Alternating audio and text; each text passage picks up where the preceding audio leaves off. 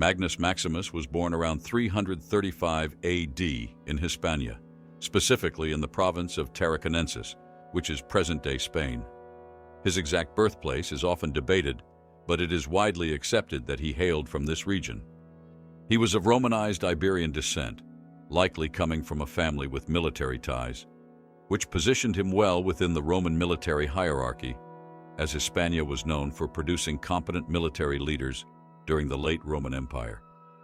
Details about his early life are scarce, but it is believed that he received military education, common for young men of his status. This training would have included combat skills, strategy, and leadership, preparing him for a future in the Roman military. Maximus began his career as a soldier and gradually rose through the ranks of the Roman army, participating in various campaigns against external threats, including the Goths and other tribes, as the Roman Empire faced increasing pressure on its borders during this period. His early life laid the foundation for his later achievements as a military leader and ultimately as a usurper who claimed the title of Emperor of the West. Magnus Maximus likely underwent rigorous military training typical of Roman soldiers during the late Empire. This training would have included a combination of physical conditioning, tactical education, and hands-on combat experience. From a young age, he would have been exposed to the discipline and structure of the Roman military system, learning the essential skills required for a successful military career. Key aspects of his military training would have included physical conditioning. Training focused on building strength, endurance, and agility, enabling soldiers to withstand the rigors of battle and long marches.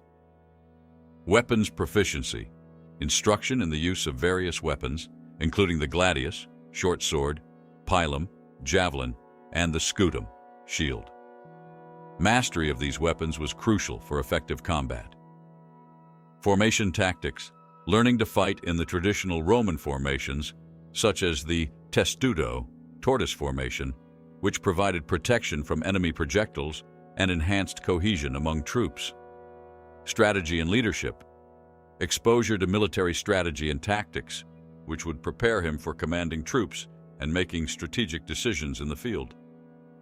Experience in campaigns. As he rose through the ranks, Maximus would have gained practical experience in various military campaigns, honing his skills in leadership and strategy. This comprehensive military training prepared Magnus Maximus for a successful career as a general, ultimately leading to his rise as a significant figure in Roman history when he declared himself emperor. Magnus Maximus served under Emperor Theodosius I during a critical period in the late Roman Empire. His military career began to gain prominence as he fought in various campaigns aimed at defending the empire against external threats, particularly the Gothic tribes. Theodosius I, who became emperor in 379 AD, was faced with significant challenges, including the rising power of the Goths and other barbarian groups. Maximus distinguished himself as a capable general in Theodosius's campaigns, participating in the decisive battles that sought to stabilize the empire's borders. His loyalty and effectiveness in battle helped him rise through the ranks, gaining the trust of Theodosius. This service not only enhanced his military reputation, but also laid the groundwork for his future ambitions. In 383 AD, seizing an opportunity amidst the political turbulence of the Western Roman Empire, Maximus declared himself emperor in Britain, effectively challenging the authority of Theodosius and other claimants to the imperial throne. His time under Theodosius was instrumental in shaping his military and political strategies, setting the stage for his eventual rise to power and the subsequent conflicts that marked his reign. Magnus Maximus became Augustus in 383 AD when he was proclaimed emperor by his troops in Britain. This significant event occurred during a time of political instability in the Western Roman Empire, with rival claimants and a weakened central authority. Maximus had established a strong military reputation while serving under Emperor Theodosius I, and his leadership in campaigns against various barbarian groups earned him loyalty from his soldiers. When he declared himself emperor, it was seen as a bold move to assert control over the western provinces. His ascension to the title of Augustus marked a critical turning point in his career.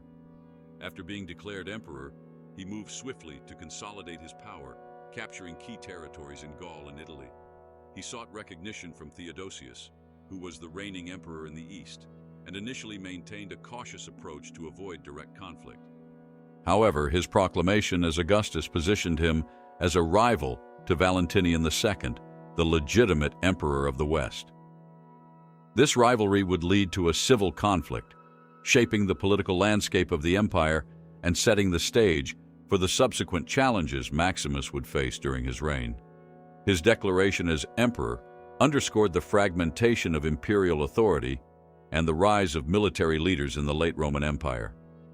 After being proclaimed emperor in 383 AD, Magnus Maximus focused on consolidating his power in the Western Roman Empire. His initial base of support came from the military, particularly the troops stationed in Britain, who were loyal to him due to his prior service and leadership. Maximus quickly moved to establish control over the provinces of Gaul, where he received further military support. He took decisive actions to strengthen his position, including appointing loyal officials and military commanders to key posts, thereby ensuring that his administration was filled with supporters. His presence in Gaul allowed him to extend his influence and resources, making it a stronghold for his rule. In addition to solidifying his military command, Maximus sought legitimacy by aiming for recognition from Theodosius I, the Eastern Roman Emperor. This diplomatic approach helped him maintain a semblance of unity within the empire while navigating the complex power dynamics of the time. He also engaged in various military campaigns to secure his borders and quell potential rebellions. Maximus's consolidation of power included efforts to garner popular support among the citizens of the territories he controlled. He sought to portray himself as a protector of the Roman people against external threats, reinforcing his image as a capable ruler. This combination of military might, strategic appointments, and efforts to gain popular favor allowed him to strengthen his hold over the Western Roman Empire, at least temporarily, during a time of significant upheaval. The conflict between Magnus Maximus and Theodosius I emerged as tensions escalated following Maximus's rise to power in 383 AD. Initially, Maximus sought to maintain a diplomatic relationship with Theodosius, recognizing him as the legitimate emperor of the Eastern Roman Empire. However, the political landscape became increasingly complicated as Maximus's ambitions grew. After declaring himself Augustus and consolidating power in the West, Maximus's legitimacy was challenged by Valentinian II, the emperor whom Theodosius supported. The rivalry intensified as Maximus aimed to expand his control over the western provinces, while Theodosius was determined to restore stability to the empire and maintain the unity of his realm. Maximus's forces engaged in military action against Valentinian II, which further strained relations with Theodosius. In 387 AD, Maximus invaded Italy, capturing the city of Aquileia and forcing Valentinian II to flee. This act of aggression was viewed as a direct challenge to Theodosius's authority, prompting the Eastern Emperor to take action against Maximus. Theodosius eventually decided to intervene militarily, viewing Maximus's ambitions as a threat to the stability of the empire. In 388 AD, he launched a campaign against Maximus, leading to a decisive confrontation at the Battle of the Save. Maximus's forces were ultimately defeated, and he was captured. This marked the end of his rule and ambitions, demonstrating the significant consequences of his conflict with Theodosius, who emerged as the dominant figure in the Roman Empire. During his rise to power, Magnus Maximus undertook several military campaigns that were crucial for consolidating his authority and expanding his influence within the Western Roman Empire. After being proclaimed emperor in 383 AD, he initially focused on securing his control over Britain and Gaul. His military prowess and the loyalty of his troops allowed him to launch campaigns that aimed at quelling potential threats and solidifying his position. One of his notable military actions was the campaign against the Picts and Scots in Britain. Maximus sought to protect the Roman provinces from these external threats, reinforcing his image as a defender of the Roman Empire. His successful engagements helped to secure the frontier and earned him the support of the local populace and military. As he shifted his focus to Gaul, Maximus engaged in various military operations to assert his dominance over the region. His campaigns included clashes with rival factions and usurpers, as he sought to eliminate any potential threats to his rule. By gaining control of key cities and territories, he was able to strengthen his power base and enhance his reputation as a capable military leader. The most significant military campaign came in 387 AD when Maximus invaded Italy. This aggressive move was aimed at deposing Valentinian II, whom he viewed as a rival. His forces captured several strategic locations, and he managed to force Valentinian II to flee, demonstrating his military effectiveness. However, these military successes would eventually lead to his downfall. Theodosius I, viewing Maximus's actions as a threat to the stability of the empire, decided to intervene militarily. In 388 AD, Theodosius launched a campaign against Maximus, leading to a decisive confrontation that ultimately resulted in Maximus's defeat and capture. Despite his initial military achievements, his later campaigns ultimately contributed to his demise as a significant figure in Roman history. The conflict between Magnus Maximus and Valentinian II was a key aspect of Maximus's reign after he proclaimed himself emperor in 383 AD. Valentinian II was the legitimate emperor of the Western Roman Empire, recognized and supported by Theodosius I, the Eastern Roman emperor. Maximus's ambitions positioned him as a direct rival to Valentinian, leading to a struggle for power in the West. Initially, Maximus sought to assert his authority without direct confrontation, but tensions escalated as he consolidated his power in Gaul and Italy. In 387 AD, Maximus launched a military campaign against Valentinian II, aiming to displace him from the throne. This aggression was motivated by Maximus's desire to eliminate a rival and secure his control over the western provinces. Maximus's forces invaded Italy, and he captured key cities, including Aquileia, effectively forcing Valentinian II to flee to the safety of Theodosius in the east. This marked a significant victory for Maximus, as it temporarily eliminated Valentinian as a contender for power in the west. However, his actions alarmed Theodosius, who viewed the situation as a direct challenge to his authority and the stability of the empire. As tensions mounted, Theodosius decided to intervene. He saw the need to restore order and support Valentinian II, leading to an alliance against Maximus.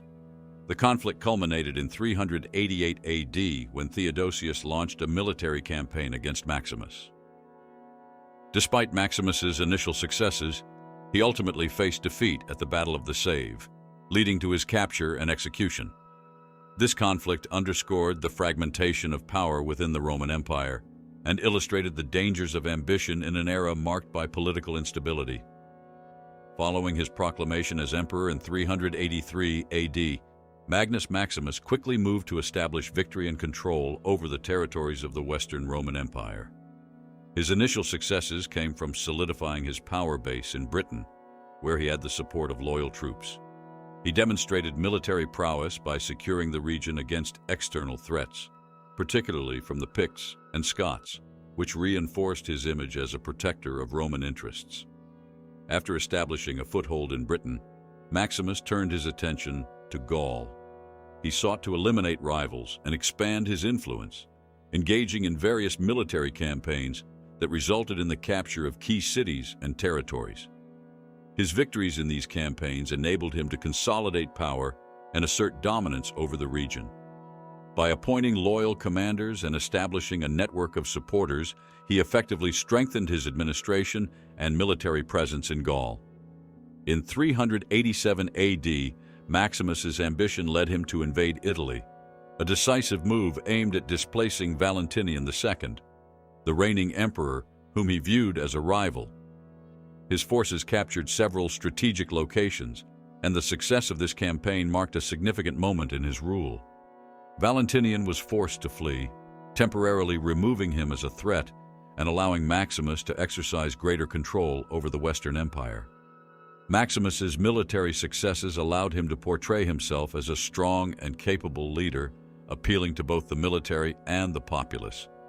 However, these victories also attracted the attention of Theodosius I, the Eastern Roman emperor, who saw Maximus's rise as a challenge to the stability of the empire. The resulting conflict would ultimately lead to Maximus's downfall, highlighting the fragile nature of power in a time of political upheaval. Magnus Maximus faced defeat at the hands of Theodosius I in 388 AD, marking a significant turning point in his bid for power. After consolidating his control over Britain, Gaul, and parts of Italy, Maximus's aggressive actions against Valentinian II had drawn the ire of Theodosius, who viewed him as a usurper threatening the stability of the Western Roman Empire. In response to Maximus's invasion of Italy and his seizure of key cities, Theodosius decided to intervene militarily. He recognized the need to support Valentinian II and restore order to the empire. In the summer of 388, Theodosius launched a campaign against Maximus, leading a well-organized army to confront his rival. The confrontation culminated at the Battle of the Save, where Theodosius's forces proved to be more disciplined and strategically superior. Maximus's army was decisively defeated, leading to his capture. The defeat not only ended Maximus's reign, but also underscored the challenges of maintaining power through military conquest in a fragmented political landscape. Following his capture, Maximus was executed, which marked the end of his ambitions and the threat he posed to Theodosius and the unity of the Roman Empire. Theodosius's victory solidified his authority and reasserted imperial control, illustrating the complexities of power dynamics in the late Roman Empire. Magnus Maximus met his end in 388 AD following his defeat by Theodosius I. After being captured at the Battle of the Save, he was taken prisoner by Theodosius's forces. Despite his earlier successes as a military leader and emperor, his downfall came swiftly as the Eastern Roman Emperor sought to restore order and stability to the empire. Theodosius, faced with the challenge of maintaining control over the western provinces and dealing with a rival who had sought to undermine his authority, made the decision to execute Maximus. This act was significant not only as a means to eliminate a rival, but also as a message to others who might consider usurping imperial power. Maximus's death marked the end of his brief but impactful reign as emperor and signified the fragility of power during a tumultuous period in Roman history. The consequences of his ambition and the conflict with Theodosius underscored the shifting dynamics of the Roman Empire as it navigated internal strife and external threats. The historical impact of Magnus Maximus's reign and eventual downfall is notable within the context of the late Roman Empire.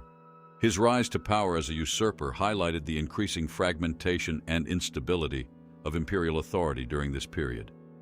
By declaring himself emperor and successfully challenging the legitimacy of Valentinian II, Maximus exemplified the shift from a centralized imperial power to a more militarized and fragmented political landscape where military leaders could seize control. Maximus's actions also brought to light the tensions between the Eastern and Western Roman empires. His conflict with Theodosius I emphasized the challenges faced by emperors in maintaining unity across the vast territories of Rome, especially when military commanders could rally support and declare themselves emperors. The subsequent defeat of Maximus served to reinforce Theodosius's authority and demonstrated the effectiveness of a united military response to usurpation.